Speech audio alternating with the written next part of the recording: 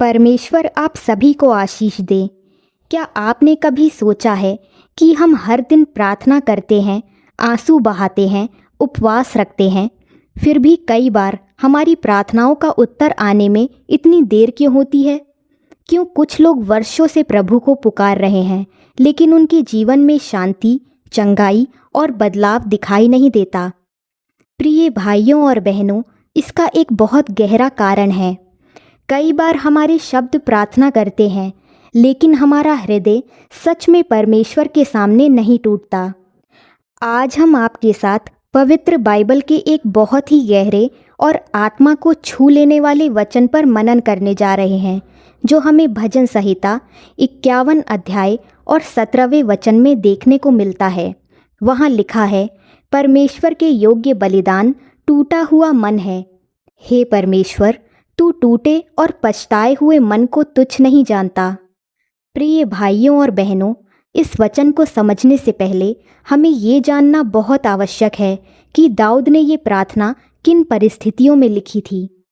राजा दाऊद परमेश्वर का प्रिय सेवक था, लेकिन एक समय ऐसा आया जब वो पाप में गिर गया।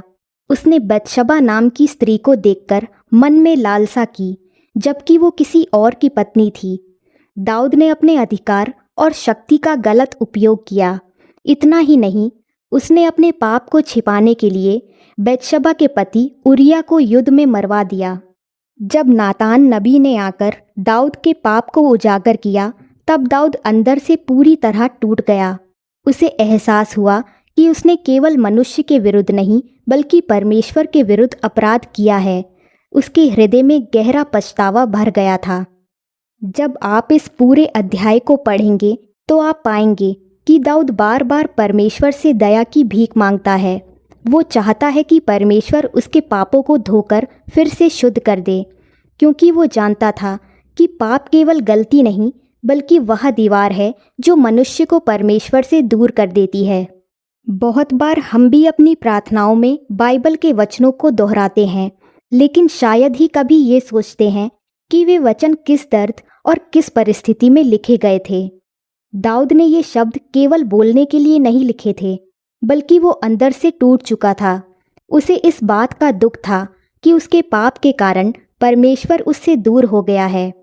प्रियजनों, हमेशा याद रखिए, पाप इंसान को धीरे धीरे परमेश्वर से अलग कर देता है। इसी कारण यशाया 59 अध्याय वचन 2 में लिखा है कि तुम्हारे अधर्म ने तुम्हें परमेश्वर से अलग कर दिया है। जब हमारे जीवन में छिपे हुए पाप होते हैं, तब कई बार हमारी प्रार्थनाएं भी प्रभावहीन हो जाती हैं। हम वर्षों तक प्रार्थना करते रहते हैं, लेकिन अंदर से टूटकर पश्चाताप नहीं करते। परमेश्वर केवल शब्दों को नहीं, बल्कि हृदय की स्थिति को देखता है। दाऊद जानता था कि यदि परमेश्वर उसका साथ छोड़ देगा तो उसका जीवन खाली हो जाएगा। इसलिए वो रोते हुए, टूटे हुए मन से परमेश्वर से कहता है, हे प्रभु, मुझे मत छोड़। यही सच्चा पश्चाताप होता है। प्रिय भाइयों और बहनों, केवल मुझसे गलती हो गई ये कह देना पर्याप्त नहीं है। सच्चा पश्चाताप वो है जिसमें मनुष्य अपने पापों को महसूस करे, उनके लिए दुखी हो और उन्हें छोड़ने का निर्णय ले। परमेश्वर ऐसे ही टूटे हुए मन को स्वीकार करता है। आपने राजाओं की पुस्तक में हिजकिय्याह राजा के बारे में पढ़ा होगा। जब वो मृत्यु के करीब था, तब उसने घमंड नहीं किया, बल्कि आंसुओं के साथ परमेश्वर को पुकारा। परमेश्वर ने उसकी प्रार्थना सुनी और उसकी आयु बढ़ा दी, क्योंकि हमारा प्रभु टूटे हुए लोगों के पास आता है। इसलिए भजन संहिता 147:3 में लिखा है, वो टूटे मन वालों को चंगा करता है और उनके घावों पर पट्टी बांधता है। आज बहुत से लोग अंदर से टूटे हुए हैं। कोई बीमारी से परेशान है, कोई आर्थिक तंगी से, कोई रिश्तों की समस्याओं से, और कोई अपने छिपे हुए पापों के बोझ से। लेकिन परमेश्वर चाहता है कि हम उसके पास केवल अपनी ज़रूरतें लेकर नहीं, बल्कि सच्चे मन से आएं। प्रियजनों, परमेश्वर को सोना चांदी नहीं चाहिए, उसे आपका टूटा हुआ मन चाहिए। जब कोई व्यक्ति आंसुओं के साथ कहता है, प्रभु मुझे बदल दे, मुझे क्षमा कर दे, तब स्वर्ग का द्वार उसके लिए खुल जाता है। प्रिय भाइयों और बहनों, परमेश्वर आज भी वही है। वो आज भी टूटे हुए लोगों को उठाता है, लेकिन इसके लिए हमें अपने हृदय को उसके सामने खोलना होगा। जब तक अंदर का घमंड नहीं टूटेगा, तब तक आशीष का द्वार नहीं खुलेगा। यदि आज आपके जीवन में कोई ऐसा पाप है जो आपको परमेश्वर से दूर कर रहा है, तो देर मत कीजिए। आज ही सच्चे मन से प्रभु के पास आइए, क्योंकि हमारा प्रभु दयालु है, प्रेम से भरा है और क्षमा करने में महान है। अब आइए अंत में हम सब मिलकर प्रार्थना करें। हे प्रेमी और दयालु परमेश्वर, आज हम टूटे हुए मन और नम आँखों के साथ तेरे सामने आए हैं।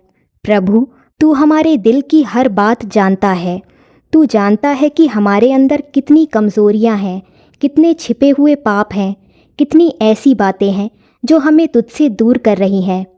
हे प्रभु, हमें क्षमा कर दे। जहाँ हमने घमंड किया वहाँ हमें नम्र बना। जहाँ हमने गलत रास्ता चुना वहाँ हमें वापस अपनी ओर खींच ले। जहाँ हमारा मन संसार की बातों में उलझ गया वहाँ फिर से अपनी उपस्थिति का एहसास करा। हे प्रभु यीशु, तू हमारे टूटे हुए हृदय को चंगा कर। जो लोग बीमारी से पीड़ित हैं उन्हें अपनी सामर्थ्य से छू ले।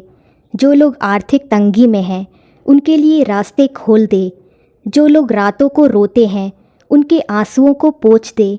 जो लोग अकेलेपन में टूट चुके हैं उन्हें अपने प्रेम से भर दे। हे प्रभु, हमें ऐसा हृदय दे जो पाप से घृणा करे और तेरी उपस्थिति को सबसे ज़्यादा चाहे। हमारी प्रार्थनाओं में केवल शब्द नहीं बल्कि सच्चा पश्चाताप भर दे। हमारे अंदर की कठोरता को तोड़ दे और हमें फिर से नया बना दे। हे प्रभु, हमें कभी अपने प्रेम से दूर मत होने देना। जब हम गिरें तब हमें उठा लेना। जब हम कमज़ोर पड़ें तब हमें संभाल लेना। और जब हमारी आँखों से आंसू बहें तब हमें ये एहसास दिलाना कि तू हमारे बहुत करीब है। हे पिता, आज जो भी ये प्रार्थना सुन रहा है उसके जीवन में अपनी शांति, चंगाई, छुटकारा और आशीष बरसा दे। हर बंधन को तोड़ दे, हर डर को दूर कर दे और हर सूखे हुए जीवन में नई आशा भर दे। हम विश्वास करते हैं कि तू आज भी जीवित परमेश्वर है और तेरे लिए कुछ भी असंभव नहीं है। प्रभु यीशु के नाम में हम प्रार्थना करते हैं। आमीन।